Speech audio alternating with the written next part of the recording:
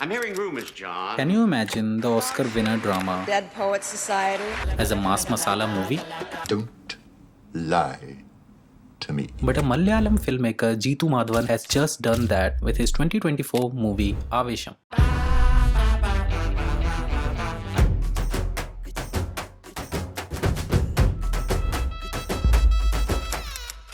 Don't get me wrong, they are not the same movie, but they both have a charismatic man coming into the life of few bullied boys, some by seniors, some by school system, and somehow empowering them into seeing a brighter future. But there is a power to the storytelling of Dead Poets Society that nobody talks about. That by the end of it, you're more in the awe of the teacher himself rather than the poetry or the subject he came to teach. Love. These are what we stay alive for. Now this quality of Dead Poets Society is successfully exploited by Jithumadhavan in Aavesham. Structurally speaking, both films start with students either getting bullied or in stress needing serious guidance. Soon a mentor enters the stage. He thrusts these students into a study group called Dead Poets Society, which soon starts feeling like a gang in some way. At halfway point, one teacher stands up for his boys, and another makes his student stand up for himself. Don't you forget this. We reach the lowest point when Todd kills himself. But at the same point in Aavesham, Bibi refuses to kill despite Ranga's order. Just before the end, the students backstab robinwilliams. What's that mean? Who are they after? Well, Mr. Keating, of course, the captain himself! Similarly to Bibi and boys snitching on Ranga. Now this similarity in story structure, which is like a blueprint of character's journey, the thing that differentiates something like Bahubali from Lion King, as in they both have a righteous king who gets betrayed by their brother, which leads to his son avenging him by killing his uncle, returning the kingdom back to balance. But Lion King starts its story before the death of Mufasa, and Bahubali after. And this small change in its conception changes the way their stories are told, while also being inherently the same. The adaptation में काफी evident होता है, but many great movies use this even more cleverly.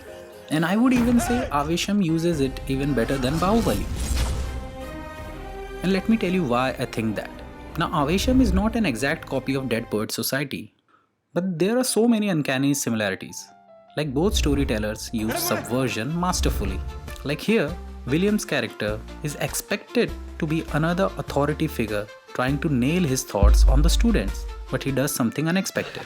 Now I want you to rip out that page. Go on. Rip out the entire page.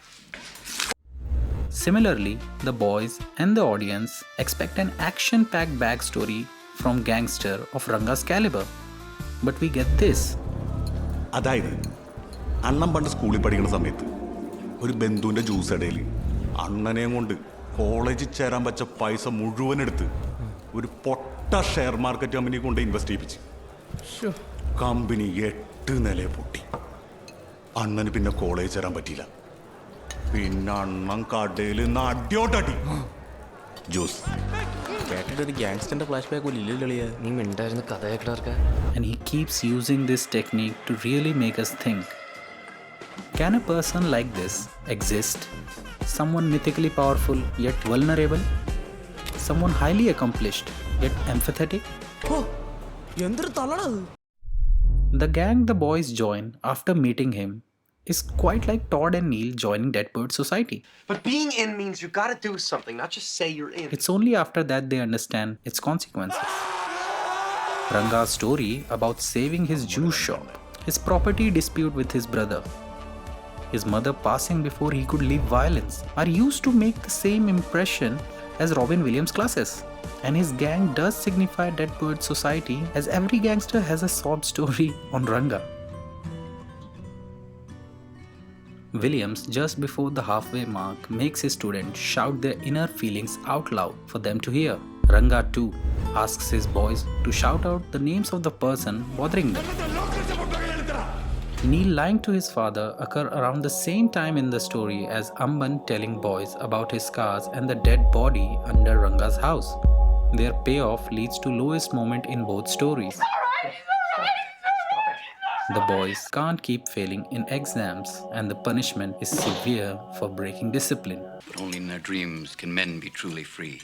'Twas always thus, and always thus will be. Nuvanda gets caught by his principal and has to pay the price. But Bibi, Shantam and Ajju are shown a gun but are released on a last warning after a prank by their dean. The tonal difference in these parts are some of the major differences between them. One story chooses to play it out for a laugh while other shows the brutal reality. Todd and Bibi both betrays their teacher just before the end, basically snitching on him. It's said that to understand the true value of something, sometimes you first have to lose it, like the value of Williams' lessons and Ranga's guardianship. In this day and age where we just blatantly copy in the name of inspiration, आपके बारे में मेरी पहली राय सही थी। आप एक निहायत ही घमंडी और इनडिसिप्लिन्ड इंसान हैं और आप जैसे लोगों के लिए यहाँ पर कोई जगह नहीं। so it was refreshing to see a Malayalam film leading to something so classic and reinventing it. But their excellence doesn't stop here, because what Jithumadhavan does next truly makes his film apart from his Hollywood counterpart. He truly understands and starts playing on the cliches established by it, and deliberately starts making every opposite choice to what the former took. Like for example, Robinwilliams coming into the life of students. But in Aavesham, the boys literally go on a journey to find their mentor. Dead Poets Society doesn't show the teacher's backstory and make the students question his past. But here, they do the opposite and get the same result. They still make us question, is this all real or it's fake? Ranga always gives the boys a choice to choose their path. Like after their first meeting, it's really up to the boys and they choose to return the next day. It's the boys who ask the gang members to show their tools. It's they who ask to see the gun, not Ranga. Opposite to DPS, where Williams asks them to do stuff like seize the day, order them to tear a page from their book. Don't listen to great poets, listen to your hearts. Excrement. That's what I think of Mr. J. Evans Pritchard. While BB tells Ranga the truth in his heart to beat the bullies in front of whole college, Todd does quite the opposite. He fails to present his homework and lies to Williams, who makes him do it on the same spot, thus empowering him. Don't you forget this. Both films diverge in the final half. Aavesham makes Ranga the villain of their life, while Dead Poets Society choose to bring the original bullies, the school, back to snatch their freedoms away.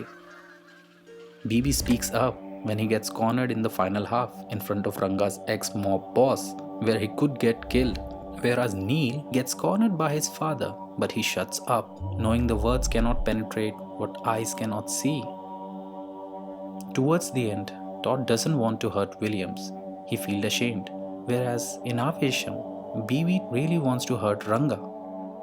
In one place, the filmmaking, the storytelling makes us aspire to be like Williams, his charm, his knowledge, his guidance, but in another, the whole point is to learn from his mistakes and not be like him. In its final moments, I think Aavesham does something quite unique that even Dead Poets Society didn't do.